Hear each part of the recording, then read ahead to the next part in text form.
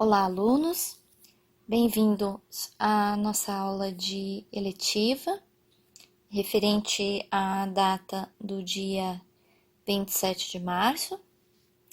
E hoje nós vamos falar sobre as artistas mulheres.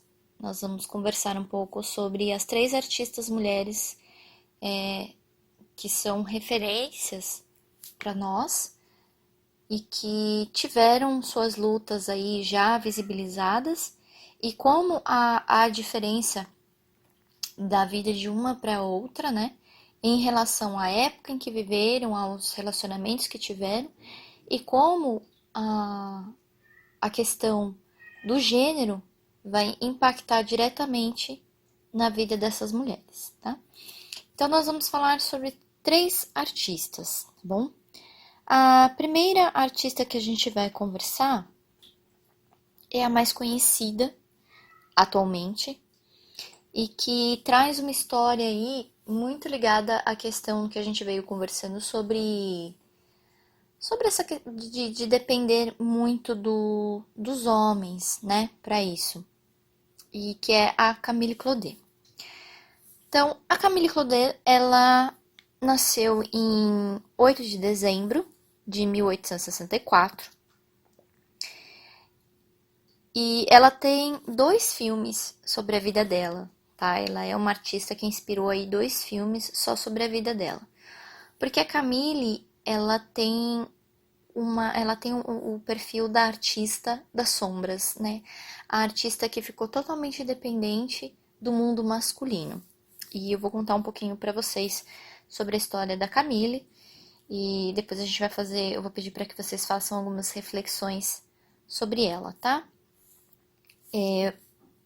A Camille, ela é uma artista que nasceu na França, tá? Ela é francesa. E ela começou como aprendiz, tá? Depois ela foi assistente. E o último rótulo, que é o rótulo mais pertinente à nossa conversa, que é o rótulo de amante. Amante de quem?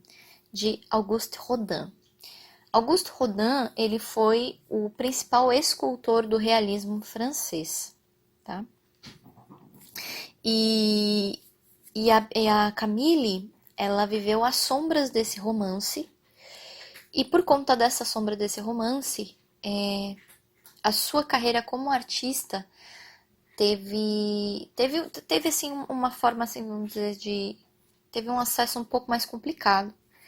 E ela acabou sendo prejudicada tanto na carreira artística como na vida, né, na parte pessoal dela, por conta desse relacionamento com o Auguste Rodin.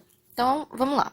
Ela era uma artista muito talentosa, né, mas que quando ela entra nesse relacionamento com o Rodin, ela acaba caindo na questão da boca da sociedade, que é aquilo que a gente já conversou, né? A mulher artista é uma mulher de vida fácil, uma mulher que gera conflitos, né? Que não tem ali o casamento certo, por assim dizer. Então, a Camille, ela teve a sua carreira totalmente afetada por conta das escolhas que ela fez. Tá? Então, ela é uma escultora que nasceu, é uma escultora e artista gráfica francesa. E ela, quando ela faleceu, ela não tinha nenhuma obra reconhecida ainda, tá? Mas o título Diamante de Rodin foi o que permaneceu.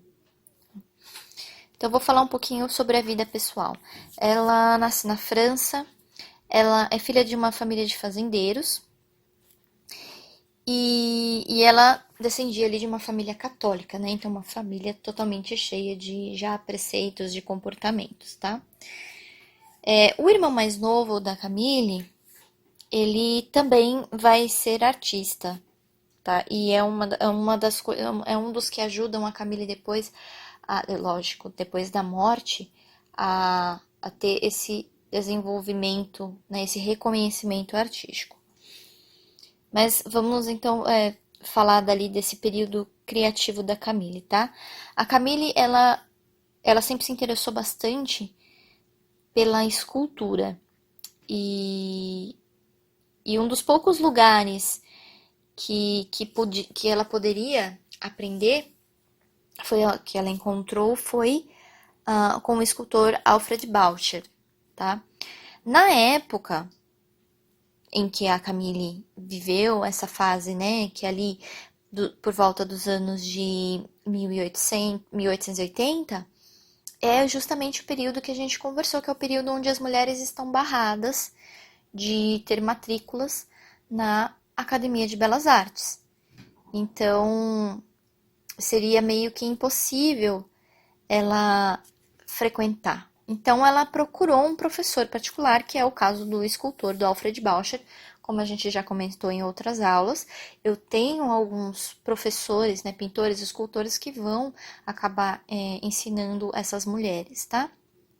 Então, a Camille vai ter aula com Alfred Boucher, né, e vai estudar aí um pouco a questão da escultura. Ela vai alugar um estúdio com outras mulheres, e a maioria era inglesa, né? E o Alfred Boucher vai se tornar o seu mentor, que vai lhe conceder ali toda a inspiração, encorajamento, que vai recair sobre essa nova geração de escultores, principalmente escultores do realismo, tá? Ela vai, tanto que o primeiro trabalho dela é justamente um busto do professor, do Alfred, como forma de reconhecimento, de gratidão. Então, ela começa com essa carreira, ela tinha ali por volta dos 17, 18 anos, tá? Ela fica ali por uns 3 anos. E o Rodin também era aluno do Alfred. E o Alfred perguntou pro Rodin se ele não gostaria de assumir a instrução das suas alunas. E o Rodin aceitou. E foi aí onde a Camille conheceu o Rodin, tá? Esse envolvimento dos dois vai ocorrer ali por volta de 1884, onde a Camille vai começar os seus estudos na oficina do Rodin. E ela vai se tornar a inspiração, a modelo, a confidente e a amante do Rodin. Só que vamos colocar aí uma janelinha, né? Vamos colocar um adendo aí. O Rodin, ele era um artista plástico casado, tá? Que não deveria estar tendo nenhum tipo de relacionamento com as alunas, mas ele vai se envolver, tá? Tanto que eles nunca moraram juntos. Por quê? Porque o Rodin relutou o tempo todo em terminar o seu relacionamento com a sua esposa Rose, tá? E o conhecimento do caso dela com o escultor desagradou muito a família dela. Então aí a gente já vê que a gente conversou sobre como que vai afetar a vida das mulheres. Então a Camille, ela já segue por uma linha que a família não gosta, ela se envolve com alguém casado, tá? E isso vai desagradar a família, né? Fora a rejeição da mãe por não ter nascido menino, né? Porque depois do nascimento, da morte do primeiro bebê, da mãe da Camille, veio ela e ela foi praticamente rejeitada pela mãe, tá? Então, como resultado de toda essa questão familiar, a Camille acabou deixando a casa da família e ela sofre um aborto em 1892. De quem? Do Rodin. Então vamos lá. Ela é uma artista que não poderia frequentar uma academia de belas artes. Ela teve um professor, um mentor. O Rodin passa a assumir as aulas. Ela tem um envolvimento com o Rodin. Ela sofre um aborto, né? Ela já tem a perca da família e a própria perca psicológica, tá? E agora ela vai ter o quê? A perca artística, justamente por conta desse relacionamento conturbado com o Rodin, tá? Mesmo terminando esse relacionamento, ela vai continuar a vê-lo com frequência até ali 1898. Já ali falando de século XX, porque a Camille, a partir de 1903, ela começa a exibir os seus trabalhos no Salão de Paris. Vale lembrar que apesar de nós termos o século XIX como uma forma de barreira, o século XX ainda vai manter os estudos nas academias de belas artes. Então, não acabou, tá? Então, ali no Salão de Paris, ou Salão de Outono, que era muito comum, né, isso acontecer, a Camille vai expor algumas de suas obras. E acabou que o quê? As pessoas associavam a reputação da Camille, né, com o Rodin. Então é muito comum que as pessoas associem a reputação de Camille devido à sua associação com Rodin. Então, assim, não era a artista Camille, era a amante de Rodin. Então, quem fez essa escultura? A amante de Rodin. Então, você não ouve falar o nome a Camille, né? Ela é considerada pelos críticos de arte e por alguns escritores um gênio da escultura e também uma forma de revolta contra os padrões estabelecidos para as mulheres naquela época. Então, a Camille é um exemplo que nós temos desse período, tá? E os seus trabalhos, lógico, têm total influência do Rodin, mas ela consegue colocar ali a sua própria característica, a sua própria forma de composição, tá? Então, ela tem muitas inspirações na vida dela e a Camille ela vai ter algumas obras onde ela homenageia o irmão, seu trabalho tinha assinaturas distintas, como a plasticidade das obras, né? Representação de gênero, escalas diversas, né? Ela, basicamente, ela não era uma artista padrão da época, ela era uma artista revolucionária, era uma artista que tinha um diferencial, tá?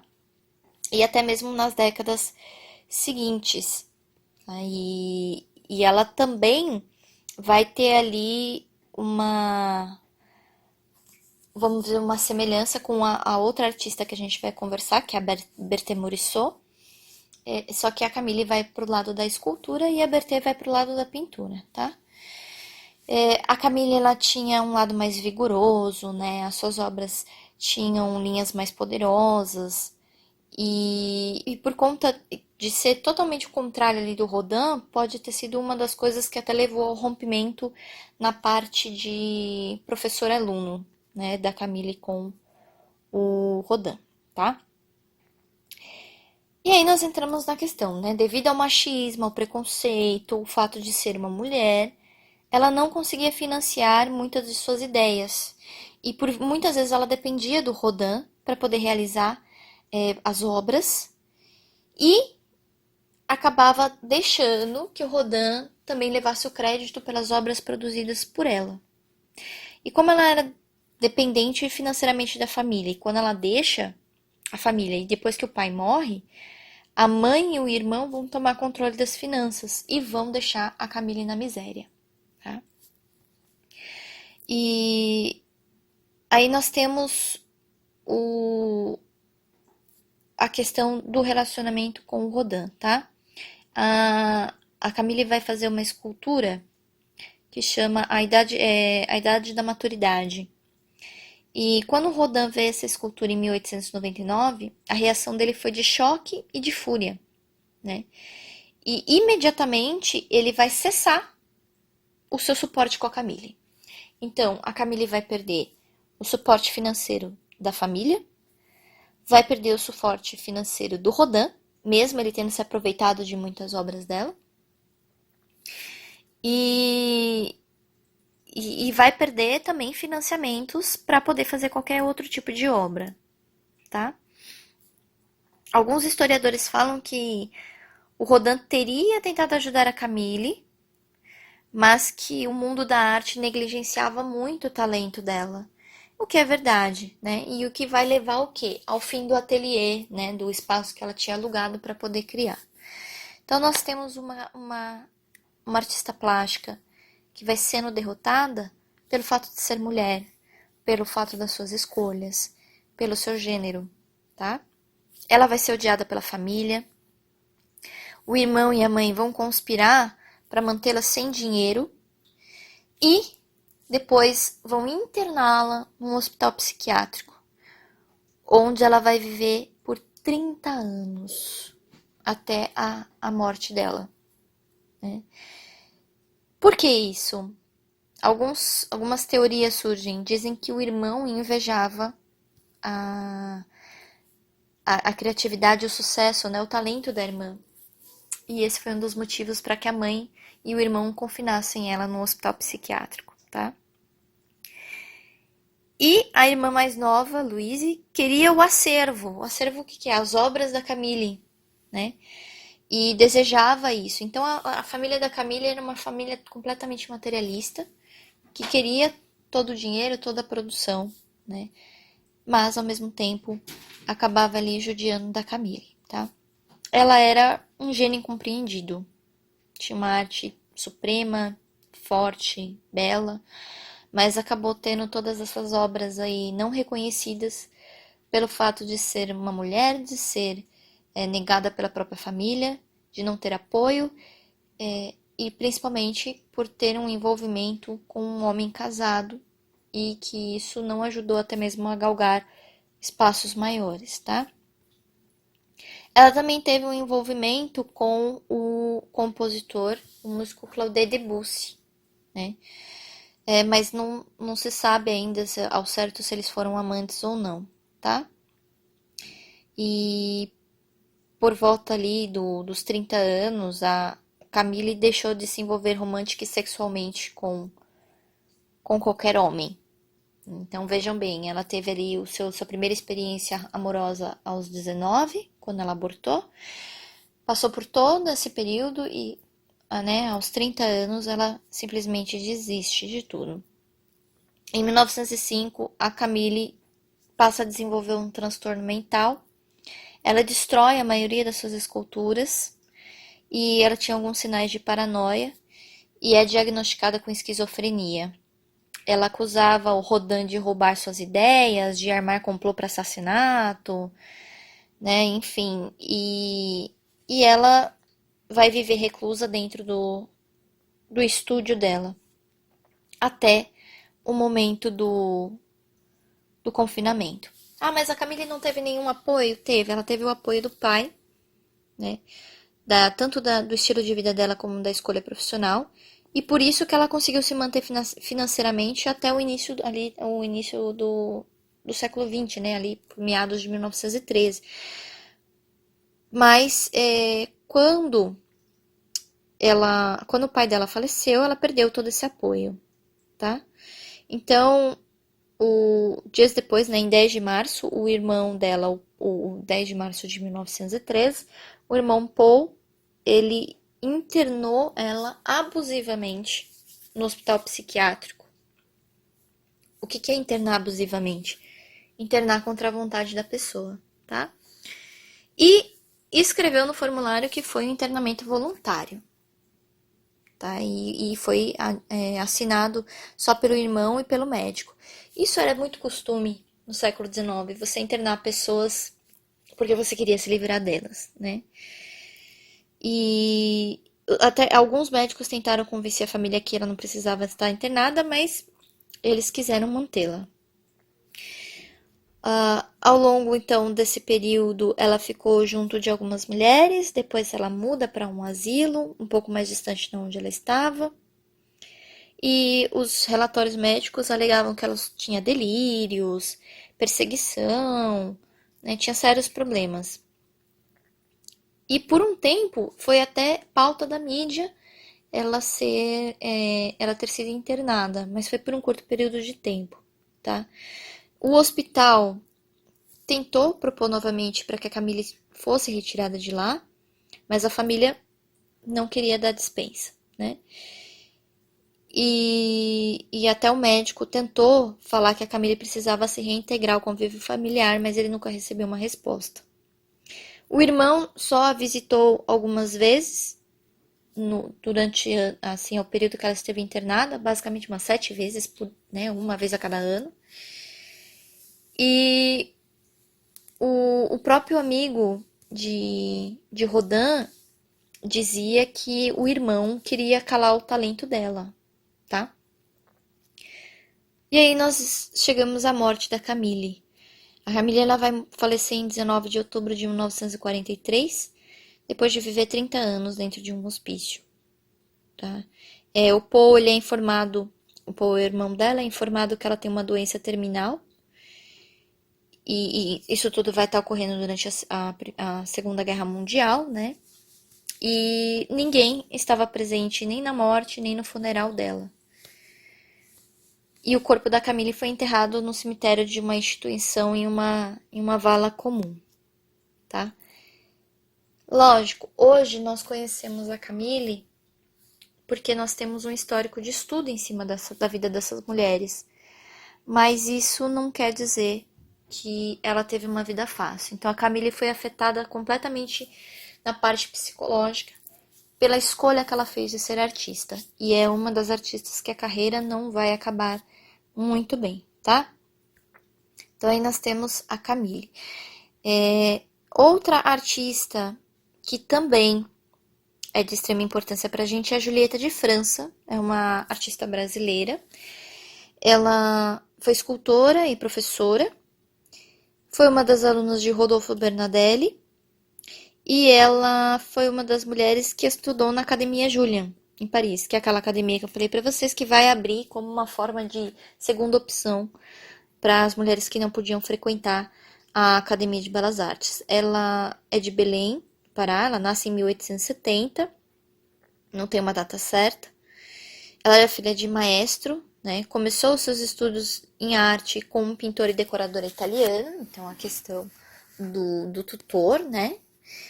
Na EMBA, que é a Escola Nacional de Belas Artes, a Julieta ela vai se destacar por todo o seu talento. Veja bem, a Julieta é uma das que conseguem entrar para uma escola.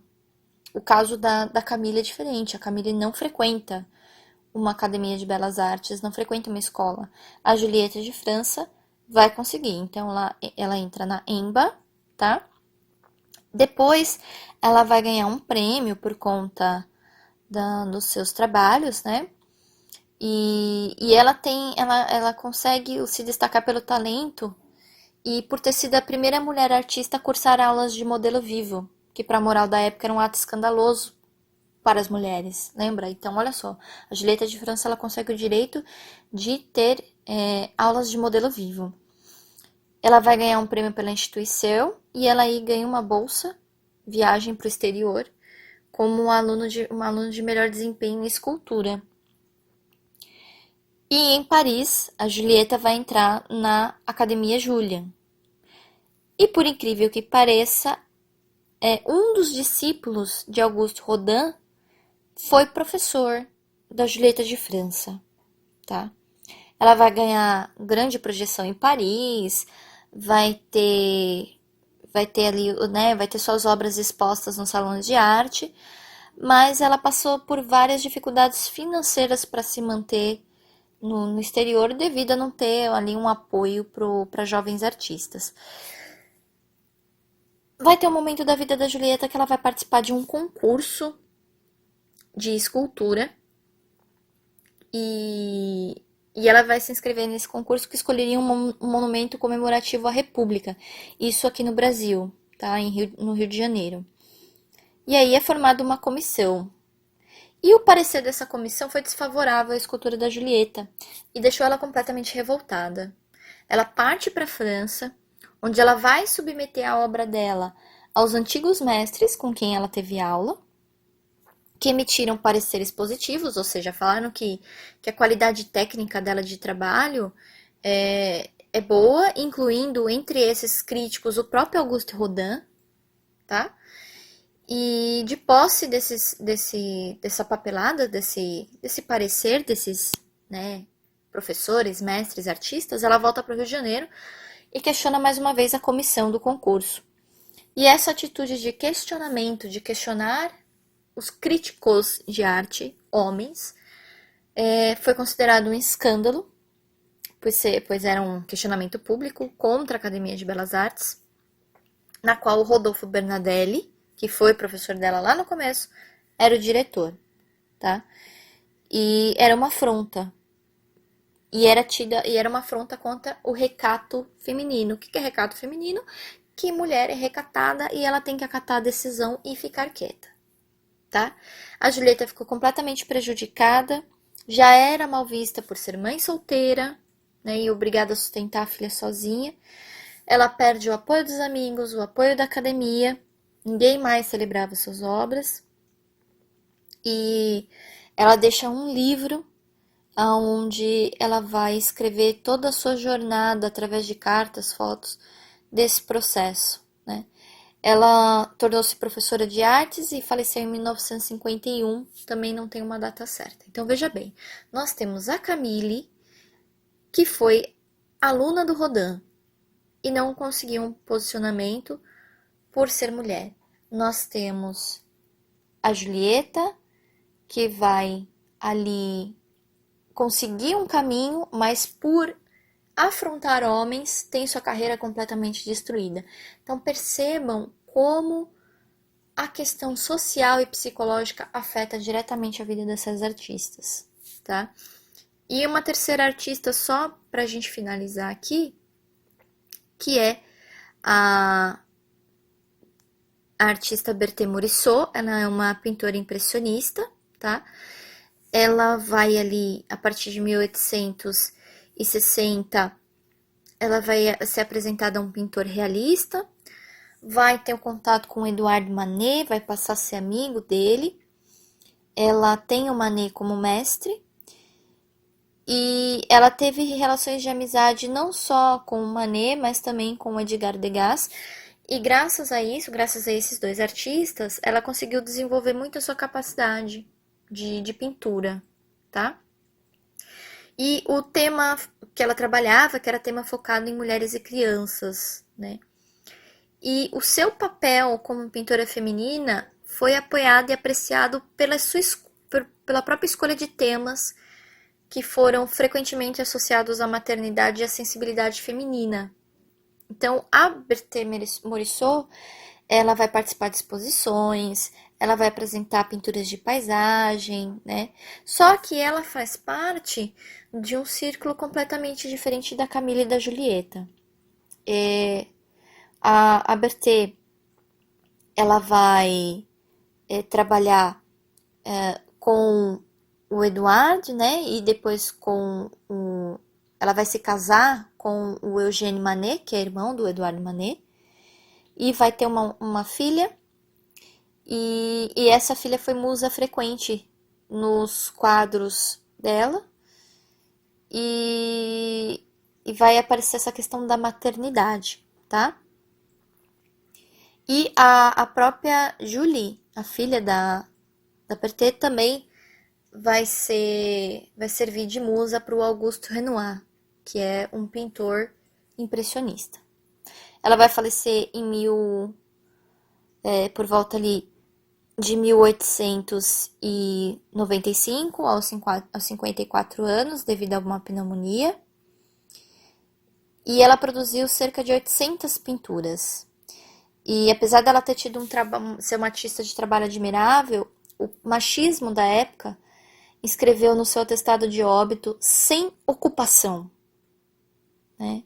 E no jazigo vinha escrito Berthe Morisot, viúva de Eugène Manet. Ela nunca deixou de pintar, ela nunca deixou de trabalhar, mas numa sociedade dominada pelo sexo masculino, era muito difícil para as mulheres acharem um equilíbrio. E ela morreu sem ser reconhecida, ela não tinha a profissão. Então, no atestado de óbito dela estava sem ocupação, ela não tinha uma profissão. Mesmo tendo como professor, como amigos, artistas extremamente influentes, tendo reconhecimento, ela não tinha o direito de ser considerada artista. Então, esses são os 3 exemplos. Essa aula era mais para contar um pouquinho sobre a vida dessas 3 artistas. E eu espero que vocês tenham conseguido acompanhar aí a nossa aula, tá? Os slides foram para ilustrar um pouco aí para vocês as obras e também para vocês terem uma referência visual dessas artistas e também que sirva de inspiração para a criação aí dos papéis que vão ser feitos na culminância da nossa letiva, ok? Obrigado a todos, espero que vocês estejam se cuidando e que nós estejamos juntos logo.